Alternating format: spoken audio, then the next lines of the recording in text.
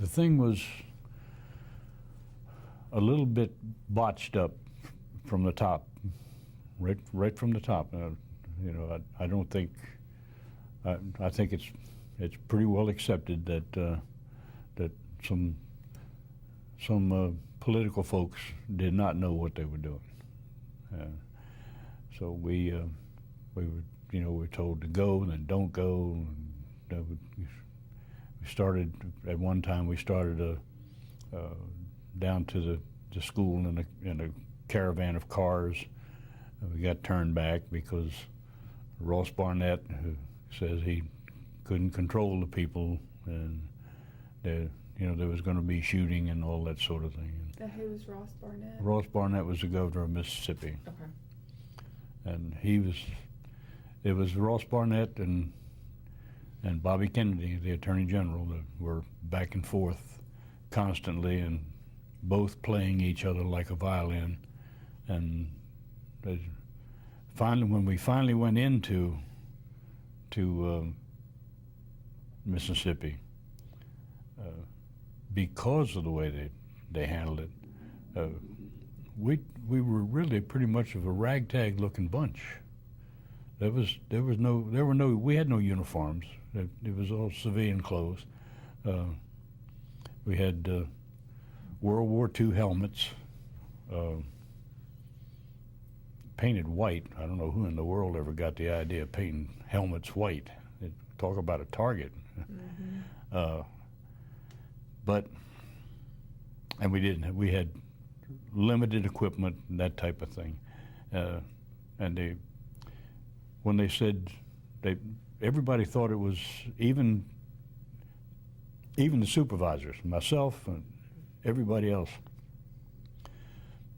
thought there was excuse me, another drill. Get your gear, fall out, we're going to load on the airplanes, just a drill type of thing. And then they cranked up and away we went. So we had guys, like, I was in a suit, guys were in T-shirts, shirt sleeves, short sleeve shirts, long sleeve shirts. It was just, when you look back on it, we looked like a pretty ragtag bunch. Mm-hmm. But they were all well trained, so and they proved that in the ensuing action that went on there. So when we first got there, we loaded up on trucks, Army trucks, to leave the airport and go up to the university, and there was a small crowds of people, just curiosity more than anything else, on the side of the road. Some just standing and watching, some were actually waving, some cursing, but it didn't look all that bad. So we got to the university and secured the Lyceum building because, and which I found out many years later by reading the book that William Doyle wrote, The American Insurrection. That the primary reason we just circled the Lyceum building at that time is because they had no other place to put us. There was the light. We could have gone inside the Lyceum building, but there wasn't that much room, and so it was decided by the powers that be that we would just circle the building, and so there we were. And that's where we were when the crowd started to gather, and the people were coming back to school from football games, and just outsiders were the biggest problem, just coming in to protest the integration of Ole Miss. Where was Meredith? At that time, Meredith was in Baxter Hall, behind the Lyceum building. And he had a detail of deputies at Baxter Hall, and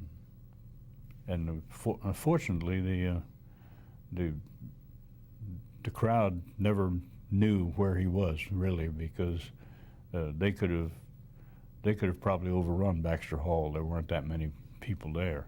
So they were directing their violence towards you guys. Yes. Mm-hmm. Okay. I'm sure that the great majority of them thought that Meredith was in the Lyceum building. Well, it started out with a lot of yelling and cursing and some rather unkind things directed towards us. And I had the group right in front of the Lyceum building, and that's where the majority of the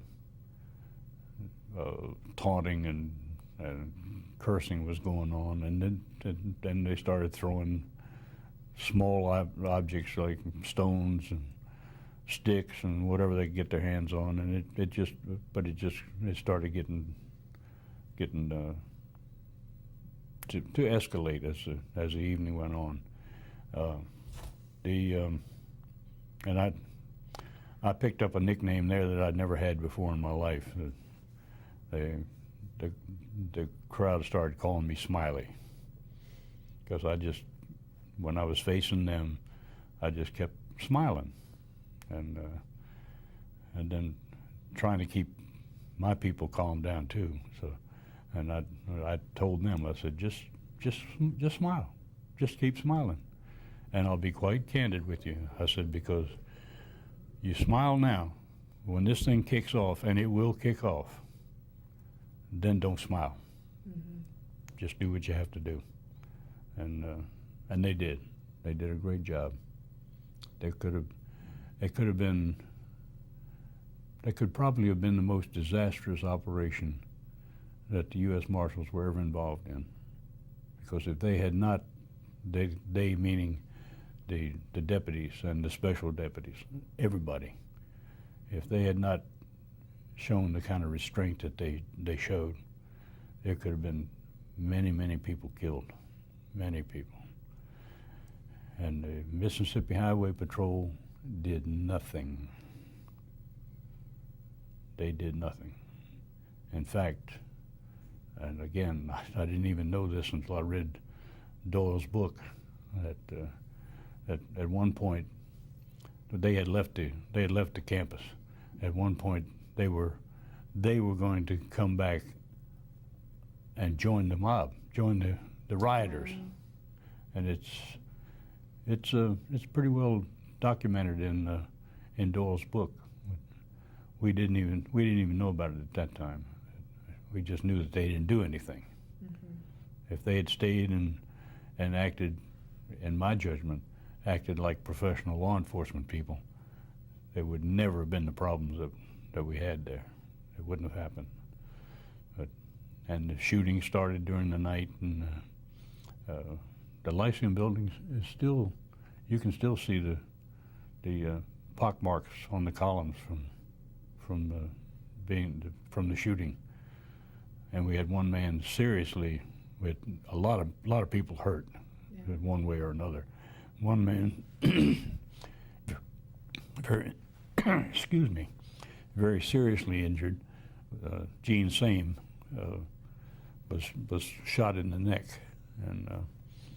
and would have died probably had it not been for a border patrolman who had 2 years of pre-med school, and he kept him alive until we can get a doctor in there. But it took a while to get a doctor in there, but finally they got a local doctor in who did a fine job with all the injuries, but especially with Gene. But the next morning it was just a mess. The place was I mean, he burned cars, fired the fire truck, the famous fire truck, and the bulldozer that they tried to use against us, and all that sort of thing. And all that stuff was out there. And again, being a little over cocky, I guess, John Doerr, who I admired, John Doerr is an Assistant Attorney General for Civil Rights. I think he's a judge. He may be retired now, but he was a judge after he left the Department of Justice. He was a judge in upstate New York somewhere. But he came up to me, and as we relieved as many of our people as we could to go get something to eat, get some sleep, and I kept my group there to be relieved last. And John Doerr came up to me and said, Al, I want you to get your people together and police up that grove area in front of the Lyceum building. Well, I said, no, sir. He said, what? I said, no, sir, we didn't start this thing and make that damn mess, and we're not cleaning it up. So he had the Army clean it up. So